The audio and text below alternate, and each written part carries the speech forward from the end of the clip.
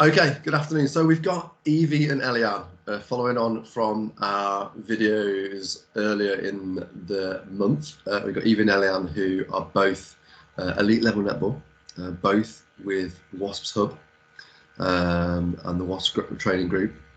And we're just basically going to have a chat to them and find out a little bit about their sacrifices, what they've gone through, how it's been really difficult at times. But we're going to ask some questions and we're going to hear their own experiences of netball. So welcome both.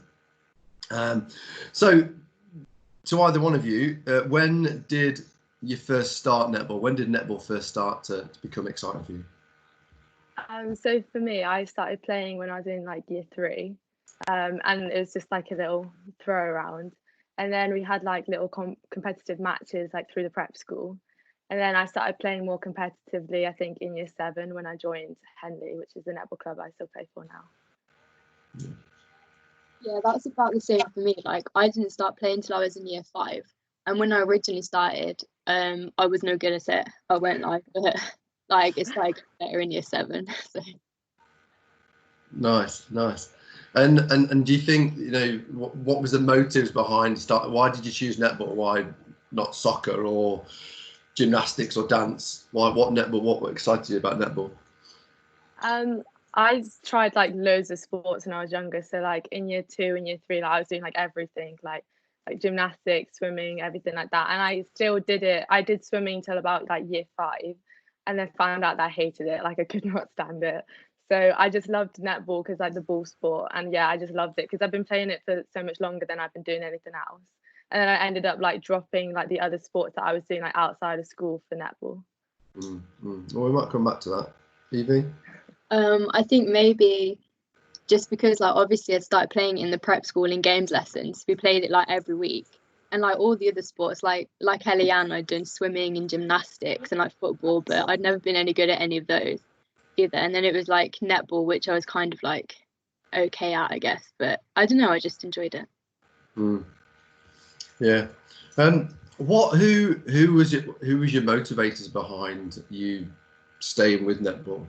Who do you say has perhaps instilled the most amount of information or confidence, or who do you go to when things are a bit down?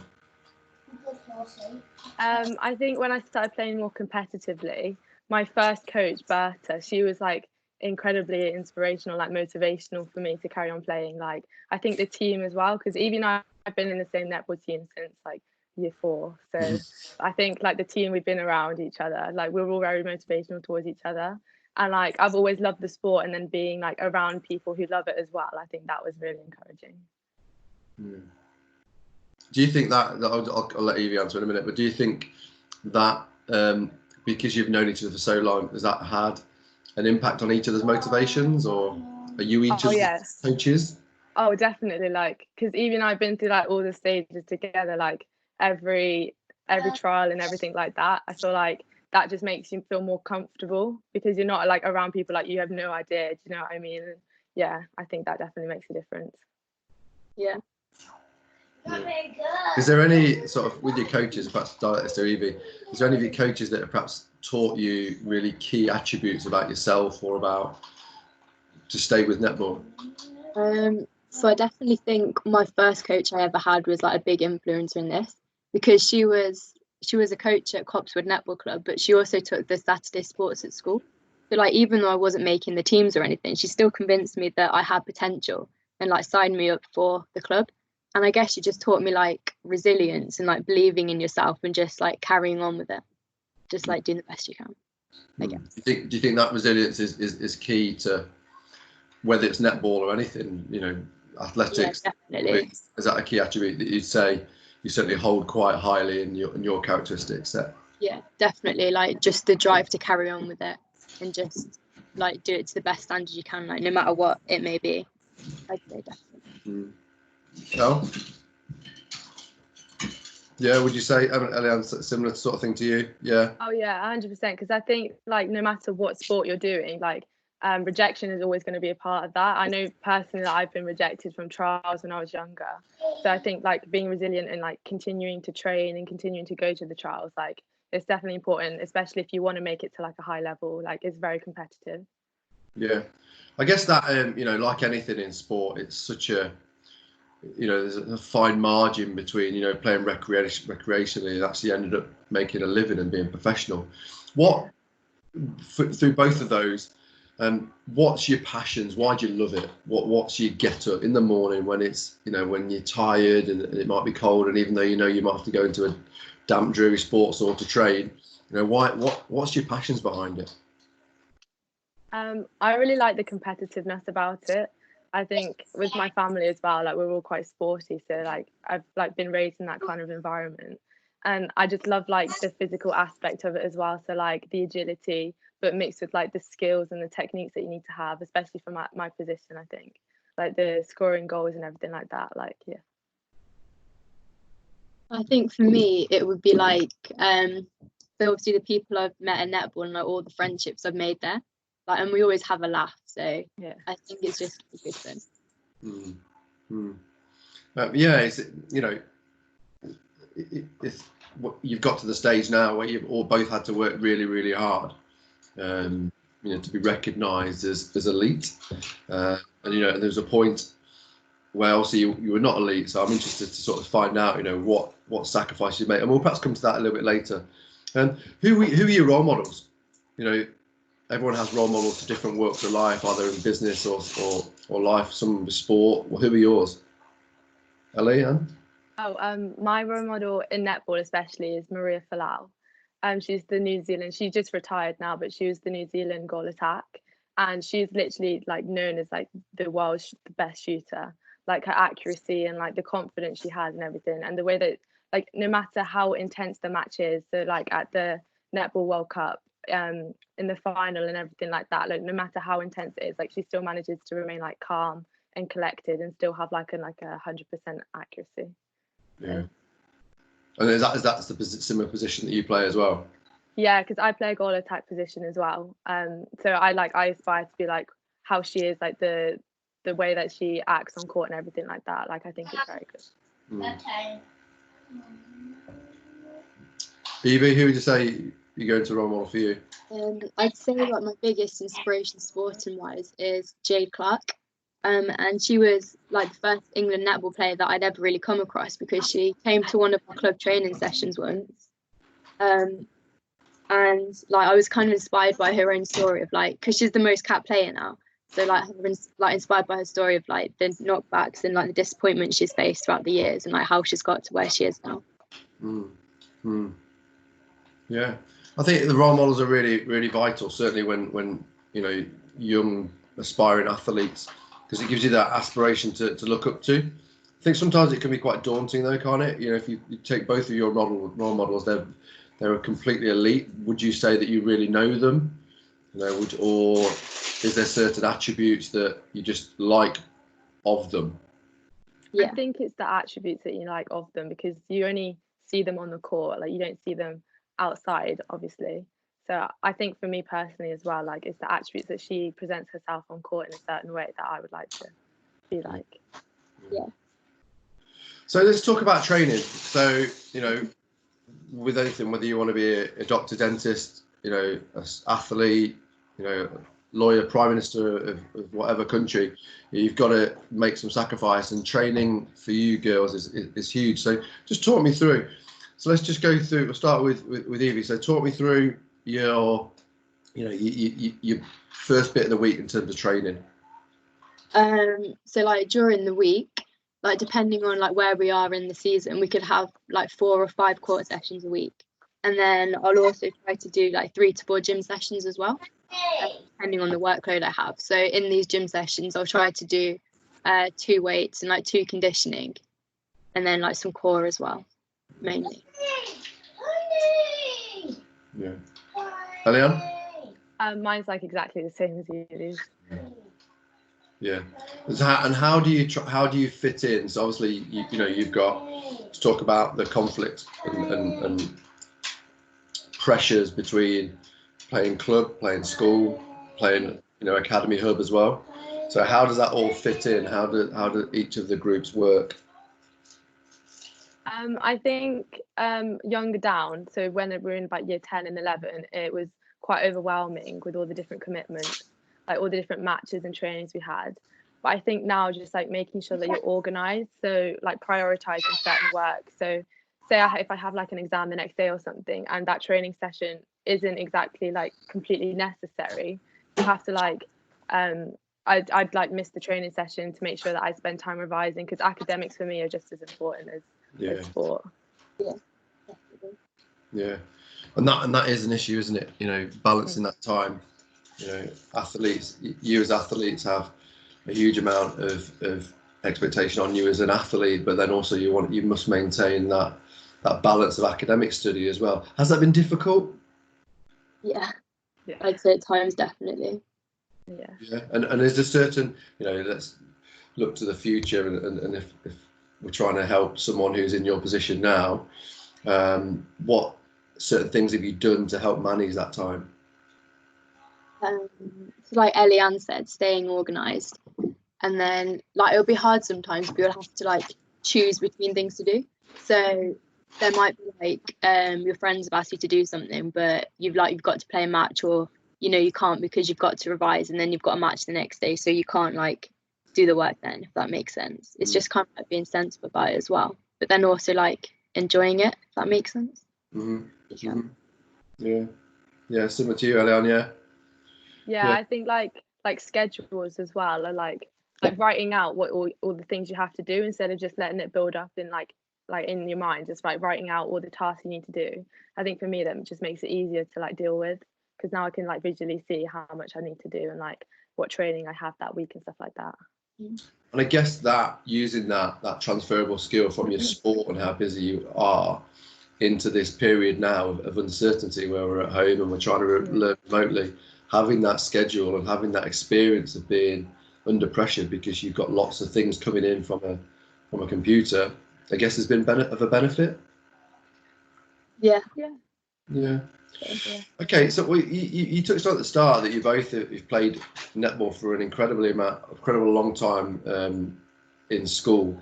What's been the highlights of school matches and loves? What are your memories, or what are your memories of current school matches?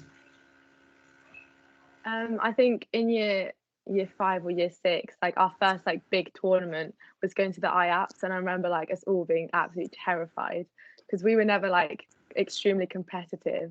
And yeah, I think that was like one of my first early memories of like a big competitive match. And then probably regionals, getting to regionals with the squad like this year and then a couple of years ago as well. I think those are good memories. Evie, for you? Probably like just kind of the same, and just like getting to work and play with all the different like people we've played with, and then some of the friendships we've built over the years as well. Like they're really strong. Yeah, I guess with a school base, at times it can be the opportunity to play with friends. Yeah. That you spend the majority of the day with. So it might have a slightly different feel to perhaps in a high pressure Wasps. You know, you've got that jersey on and people are fighting for your place. So I guess that could be slightly different. Do you approach the games any differently? Yeah, Probably. I think I get more nervous for Wasps games than I do for school games. Even though I still get really nervous for school games, I think Wasps games I put more pressure on myself just because it's at a higher level. I think it's much more relaxed environment at school because everyone's just there to have a bit of fun, really. I think it's more competitive like the higher you get. Yeah. And have you noticed, you know, I like the idea of relaxed feeling in a game. Do you notice anything different in your performances? Is it easier to perform in a relaxed environment? Definitely. Yeah. Yeah. And I think it's calmer. Yeah. Yeah. Have you? Is there any sort of ways, any guidance or advice that you'd give to someone who's in a high pressure situation? I would say just to relax. I know it would be hard, but just to like kind of imagine that you're not like where you are, because I've always found at the trials, if I'm putting pressure on myself and I'm like trying to play to like the best of my ability, I always like make it worse and kind of don't play well. So when I've just like relaxed about it and just gone into it with like a calm mindset and just kind of like enjoyed myself, that's when I've always done better. Yeah, I think especially if you're a shooter as well, like I put like an incredible amount of pressure on myself just to get like every single goal in, and like I think not thinking or not concentrating on what everyone else would think, what you think everyone else is thinking of you, like if you miss a goal, because like everyone makes mistakes. So I think just accepting the fact that you're going to miss a goal or you're going to miss an interception or something like that, and just like continuing on, like not focusing on what everyone else is thinking or anything like that. That's great advice. It's great advice. I think it's always difficult, you know. It's one of the things that as a young athlete you get into a position where you've been recognised with your own ability, but they're now putting you in high pressure situations, and perhaps sometimes the mental aspects of control of your emotions and your arousal in high pressure situations could be perhaps increased. The training that could be as important as you said, shooting goals. What's the aim for the future? I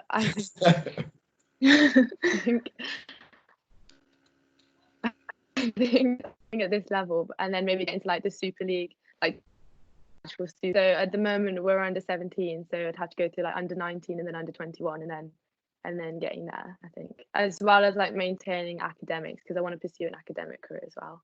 Yeah. Evie? I would say for me, just like to continue playing like as high as I can and just like to keep enjoying it, really. Yeah, I'm going to say there's an element where you get to a point where it's important to maintain that you still enjoy it. You know, both of you started playing when you were 8-9 years old. By the time you're 21, have you still got that passion and that enjoyment? Is there certain things that you consider now? I know as you start to become a little bit more elite, do you have to consider about training, about nutrition, about hydration, sleep, and how have you built that into your daily programs? So I think ever since Mr. Pickering came, it's been much easier and like more accessible to understand like the importance of like psychology and nutrition in sport. So I think it's like easier to understand like what foods you need to eat and like when you need to eat them and all that. Because before I wasn't really understanding it, like it wasn't really important to me. But I think like the higher that you get up, and like especially with dice and everything like that, like it's extremely important, and it's like it provides an opportunity for you to like understand it more. Yeah, I think obviously having Mr. Pickering has given us that extra layer to allow you to gain professional advice, buffet knowledge. Do you feel that that's actually having a bigger impact on your own performances on the court, or is it just general? I'd say both, really. Like especially with the like diet and nutrition, because like we can go from 1 2-hour training session straight into another 2-hour training session with maybe like a 15-minute break in between. So it's like learning about having to like rehydrate yourself, and then like what foods to eat in like that 15 minutes you've got to make sure you're fully fueled, like to be able to play like to the best of your standards in the next one as well. And then just like about the mindset you need to have, like I feel like he's been really helpful. What do you mindset? I'm interested to know that. What do you mean by that mindset? Well, just kind of like having a positive mindset about everything, and just like going into a training session, even if you're tired and even if you're stressed, just like I don't know, I just find it like helps me to play better. Like, having a better mindset. Yeah. Okay, so you know you go on to become Super League stars, which would be amazing. To see you both in the same team, or even compete against each other. That might be really interesting. But what would you say if you're looking back and say we're looking at 2 pupils that are in year 4? What would you say to the aspiring, you know, Evie Slattery and Eliyan Warbank? What would you say to them? What do they need to take away to get to your levels? What attributes do they need to have? What do they really need to focus on? I think like enjoying the process a bit more, because you start trialing at a young age. Like I was trialing at 13 for like the under 17s, and I think like enjoying it more, because like the pressure we used to put on ourselves just at like trials or just at like matches where there might be a scout, I think like especially because you're really young, just like enjoying the process and just enjoying playing a bit more. And I think like confidence is key as well, especially in like any sport regardless of netball. Like I think having confidence in your own ability, like at trials or games or whatever, is very important. Evie, would you agree? Is there any bits you'd add to that? Yeah, I'd agree. I'd say like the biggest is definitely the confidence in your own ability, and just like having the drive to like and the ambition to want to succeed. But then also like being able to listen to the advice and take on board advice from others as well, because like everyone only wants to help you. So I feel like that's a key one. Yeah, how have you, just going with that, I mean, people give advice and sometimes people can term that or take that as quite negative. How have you dealt with that? Obviously you've Eliyan, you talked about, trialing early and the disappointment of that. How have you dealt with that failure, and what have you done to pick yourself up? Because it can be quite difficult, can't it, as a young pupil?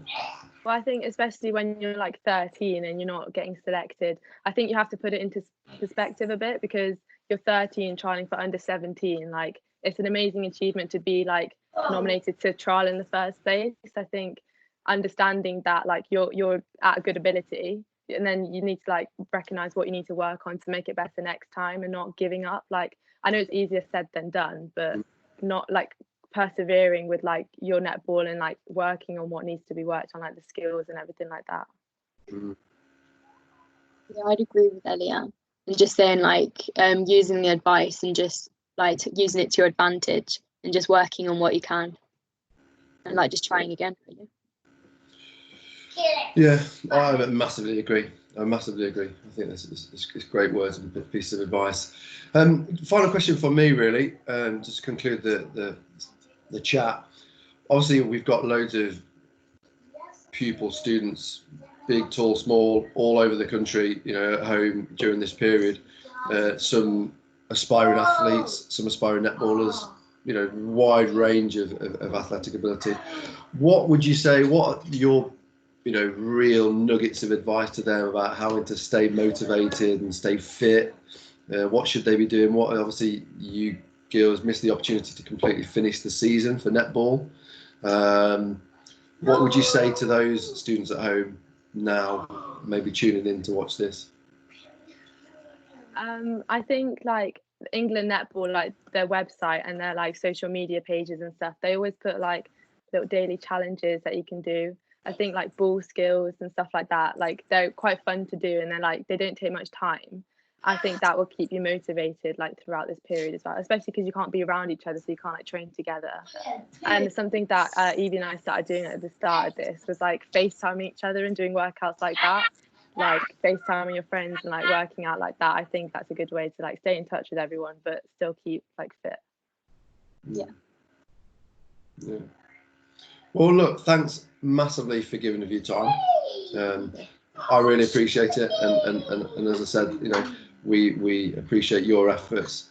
We know that it's a difficult period for everyone, so keep working hard, keep going with your academic focuses, try and stay as fit as you can, stay healthy, safe, and I'm sure we'll see you back at school very soon. All right, take care. Thank you. Thank you.